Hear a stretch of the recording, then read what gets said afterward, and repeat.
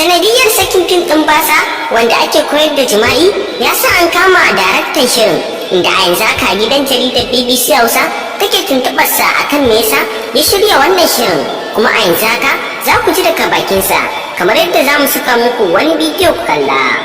Mai sauraro, kamar yadda ka sani dai, wani fim na makaranta wanda ake koyar da jima'i ya sa mutane da yawa suna ta korafi akan cewa bai kamata a fara sakin wannan fim din ba, domin kuwa wasu suna cewa zallan basa ake a cikin wannan fim din.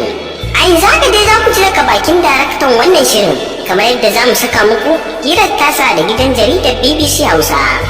Mai sauraro, ka gyara zama domin jin cikakken wannan rahoton da muke ɗauke da shi a yanzu.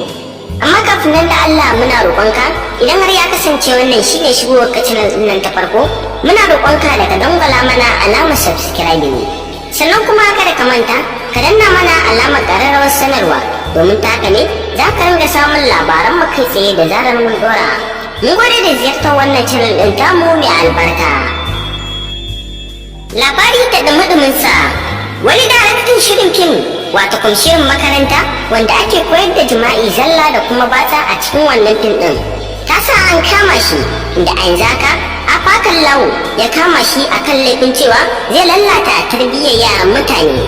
A yanzu haka da gidan jaridar BBC Hausa ta gana da wannan daraktan shirin, domin kuwa ta ji dalilin da yasa yake so ya fara sakin wannan series din na batsa, domin kuwa kawai iskanci ake a ciki. Mai sauraro, an za ka je ga shirar yacce ta kaya da shi da gidan jaridar BBC Hausa, ka ji abin da yake faɗa da kuma dalilin da yasa ya fara haska wannan fim ɗin.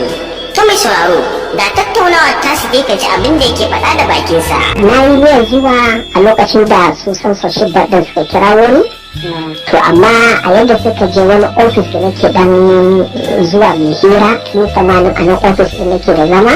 Suka shiga suka ringa dube-dube, sun shiga da irin abasace, to sun ce to wannan ban san me kuma suke da niyya ba ma za ni ba.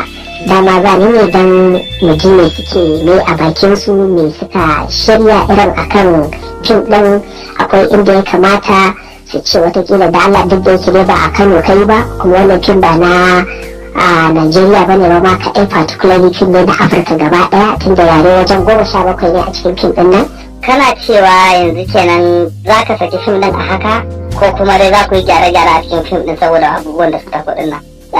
Ni ban gama gyara a cikin fim ɗin ba, amma to saboda wannan abubuwa da suka taso ban sani ba ko watakila akwai yiwuwar ƙungiyoyi da kuma su malamai na ɓangaren addini su buƙaci a yi hakan. Idan su buƙaci a yi hakan, sai na gani ko za mu iya zama a gani za a iya yi. Ko da menene manufar ku na yin fim din nan, me kuke so da sako kuke so ku aika? Sakon da muke so mu aika a cikin wannan fim din guda ɗaya ne, kuma amma mai yatsu. Shi ne sako ne gaba ɗaya akan halayen da ake ciki na fargaba harkokin yara Afirka da suke tasowa.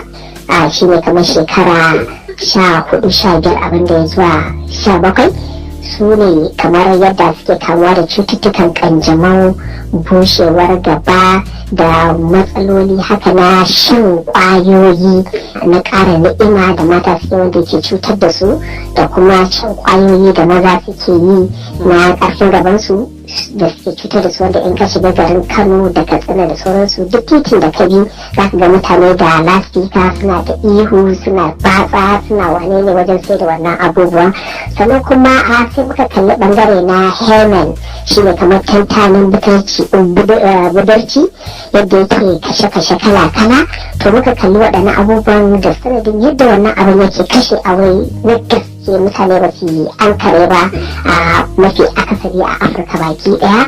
Sannan muka zo muka yi magana akan female genital mutilation. Fargabar da wasu ke shine kamar wata kwangila ce kuka karɓo daga waje ko daga wasu domin ku lalata tarbiyyar wato Hausawa da wanda aka yi fim kusan saboda su. Babu wata kwangila da aka karɓo daga wani waje, hasali fim ɗin nan ma da kara aka je ake abin da aka ya samu yanzu. Ana neman dai safanso ɗin, kofa a buɗe take na neman safanso, na ba da sponsorship ɗin. Wato kana neman waɗanda za su ɗauki nauyin fim ɗin kenan? A yanzu ina neman waɗanda za su ɗauki nauyin wannan fim ɗin.